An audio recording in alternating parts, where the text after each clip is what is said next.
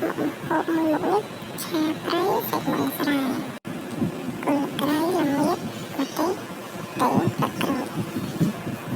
លោកផ្សំជាមួយសាច់មាន់ដែលបានកាប់រួចរាល់ហើយផ្ទះដាក់ប្រេងឆាដាក់ខ្ទឹមប៉ុនចូលតមកឆាលើឈ្ងុយចាក់ស្លឹកគ្រៃល្មៀតស្លឹកក្រូចម្ទេសចូលលីងចូលគ្នាបានសព្វឲ្យឡើងធំក្លិនឈ្ងុយទៅចាក់សាច់ចូលសាច់មាន់កាប់រួចហើយលីងចូលសព្វជាមួយគ្រឿងដែលយើងបានដាក់ចូលគ្នាបន្ទាប់ពីយើងលីងវាចូលជាតិគ្រឿងឈ្ងុយនេះហើយយើងចាប់ផ្ដើមដាក់គ្រឿងទេសចូលដំបូងខ្ញុំដាក់ប៊ីចេងចូលបាច់ចូលដាក់ពីកាហ្វេអាសាសុបទឹកស្អិតខៀវ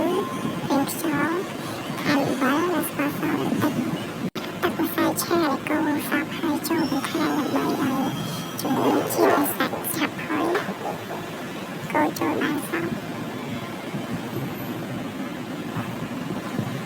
តមករហូតវារហូតដល់តែមាន់នោះឆ្អិនសាច់ខាងក្នុងឈ្ងុយទៅយើងលីងវារហូតដល់តែដាក់ទឹកលីងរហូតដល់តែដាក់ទឹកមាន់ជិតស្ងួតទឹកហើយពេលណាដែលយើងលីងស្ងួតហើយគឺមាន់ឆ្អិនចូលជាឆ្ងាញ់ផងដែរ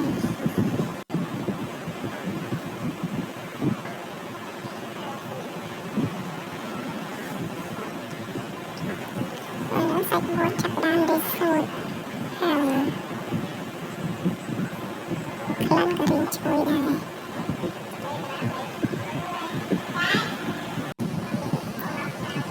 ឡូវស្ងួតហើយសាច់មាន់លីងបានស្ងួតរួចរាល់ហើយដូចដាក់ចាន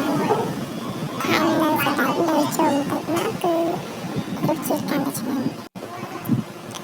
អរគុណសម្រាប់ការតាមដានវីដេអូមួយនេះដើម្បីទទួលវីដេអូថ្មីសូមជួយចុច Subscribe សញ្ញារូបកណ្ដឹងអរគុណជួបគ្នានៅវីដេអូថ្មីបន្តទៀត